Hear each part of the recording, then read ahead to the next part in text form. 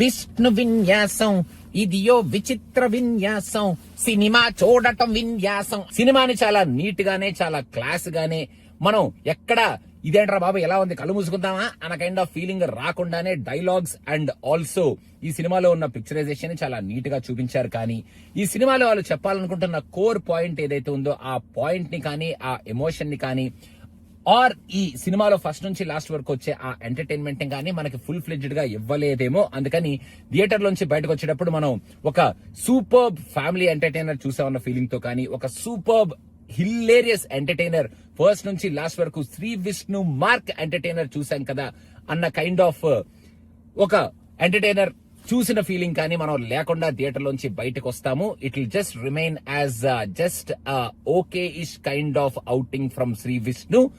మన శ్రీ విష్ణు మార్క్ అయితే previous movies తో కంపేర్ చేస్తే మిస్ అవుతుంది అని నా ఫీలింగ్ అన్నమాట.